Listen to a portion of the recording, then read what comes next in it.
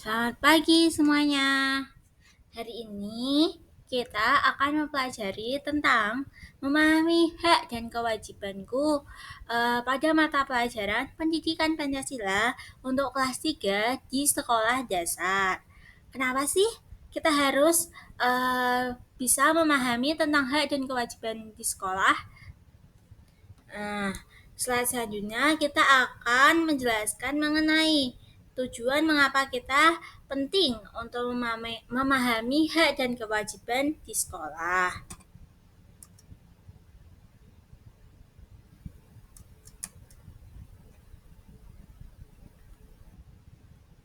Nah, pada slide ini kita akan mempelajari mengenai tujuan pembelajaran. Kenapa sih kita harus memahami hak dan kewajiban? Yang pertama, ada menjelaskan pengertian tentang hak dan kewajiban.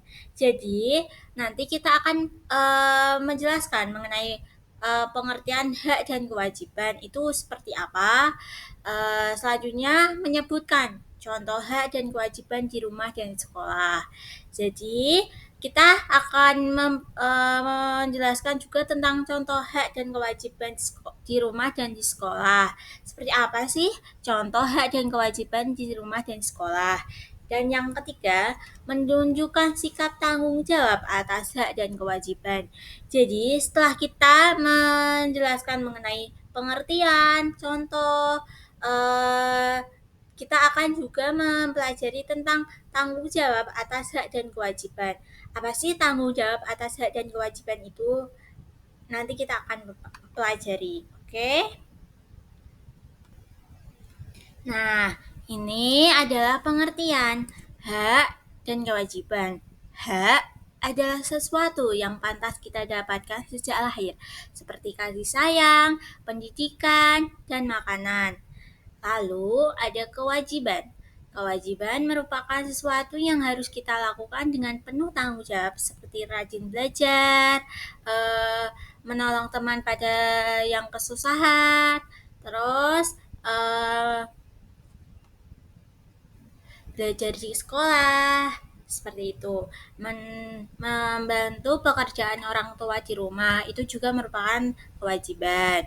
Nah, sampai sini kalian udah bisa belum membedakan mana hak dan kewajiban? Hak itu adalah sesuatu yang harus kita dapatkan sejak lahir. Dan kalau kewajiban itu adalah sesuatu yang harus kita lakukan dengan penuh tanggung jawab.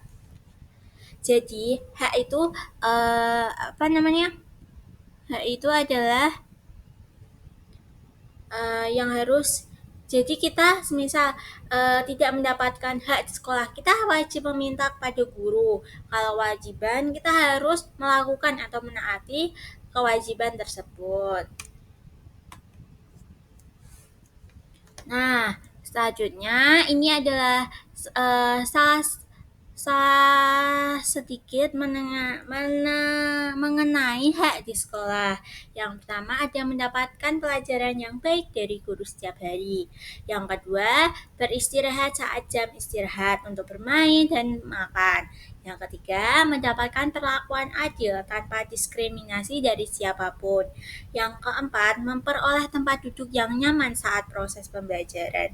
Nah, dari keempat ini merupakan masih banyak lagi sebenarnya hak di sekolah yang harus kalian dapatkan kalau di sekolah, seperti mendapatkan bimbingan dari guru, mendapatkan kasih sayang dari guru, gitu. Dan masih banyak lagi. Nah, ini adalah kewajiban di sekolah. Yang pertama ada datang ke sekolah tepat waktu. Yang kedua menghormati guru maupun teman. Yang ketiga menaati semua tata tertib sekolah. Yang keempat mengikuti pembelajaran dengan aktif. Nah, di sini siapa yang masih kalau ke sekolah tuh sering telat gitu, gak boleh ya. Kalian harus datang ke sekolah tepat waktu. Tuh. Terus yang kedua menghormati guru maupun teman. Kita sebagai peserta didik harus menghormati orang yang lebih tua ataupun teman, tidak boleh membeda-bedakan teman gitu, nggak boleh bullying juga kepada teman. Kalian harus sebaik kepada semua teman kalian. Terus menaati semua tata tertib sekolah. Jadi di sekolah kan ada tata tertib seperti menggunakan seragam sesuai pada harinya, terus mengikuti pembelajaran dengan aktif. Jadi kalau guru kalian sedang menjelaskan materi pembelajaran, kalian harus dengerin, nggak boleh rame sendiri, oke? Dan masih banyak lagi sebenarnya kewajiban di sekolah, oke?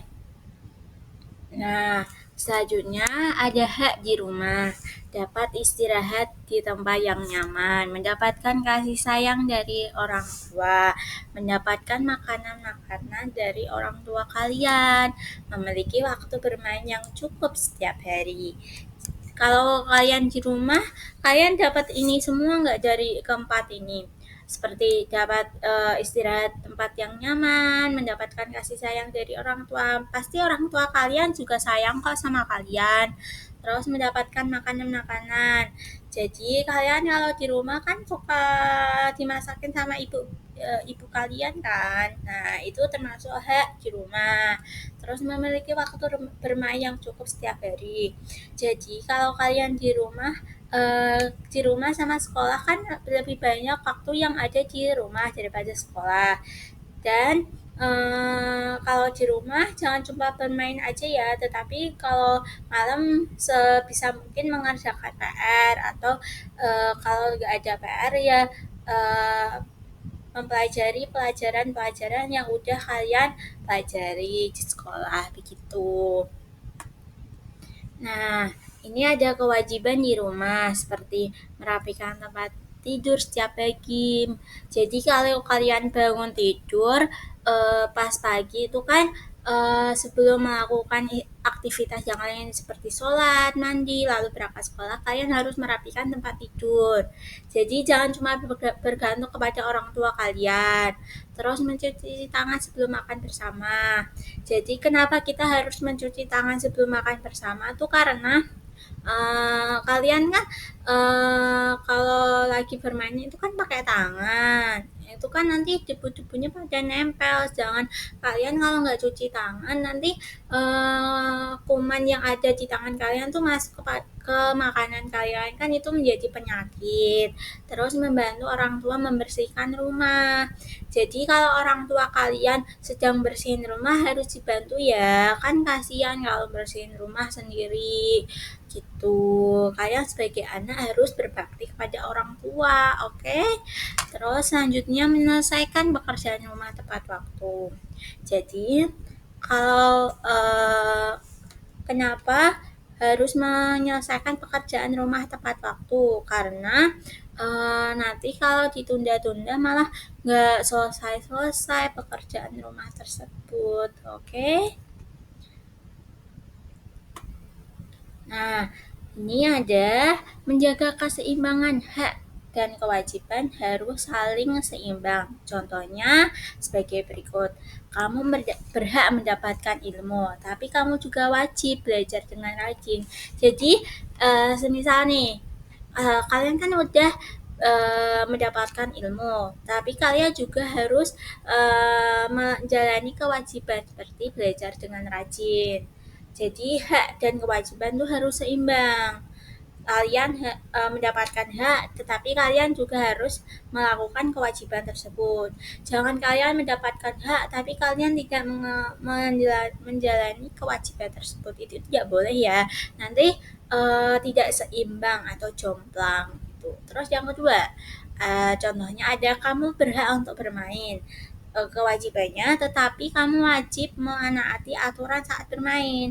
Jadi semisal nih, kamu pengen bermain sama temanmu, terus dibolehin bermain.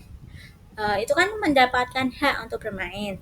Tetapi kamu juga harus menjalani kewajiban aturan bermain. Semisal kamu main petak umpet, kamu ditunjuk untuk menjadi yang uh, mencari orang yang petak umpet, orang yang ngumpet, tetapi kamu tidak menjalani kewajiban tersebut, teman-temanmu kan juga pasti marah toh. Itu nggak boleh ya. Nanti gantian. Jadi hak dan kewajiban tuh harus seimbang.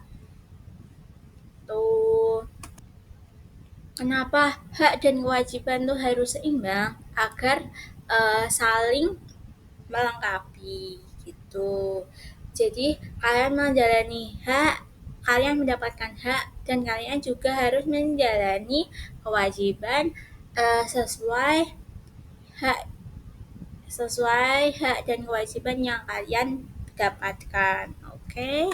Nah, kita kan hari ini udah mempelajari hak dan kewajiban di sekolah dan di rumah. Kesimpulannya apa sih? Kalian bisa nyimpulin nggak dari penjelasan yang Ibu dari tadi jabarkan?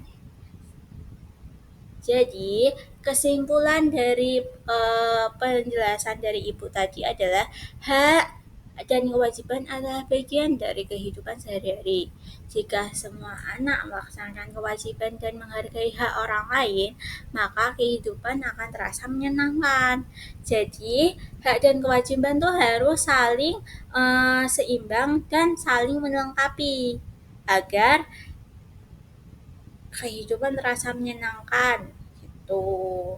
Oke, jadi jangan menyalahi aturan. Hak dan kewajiban tuh harus seimbang. Dari sini kalian udah paham belum? Hak dan kewajiban tuh seperti apa?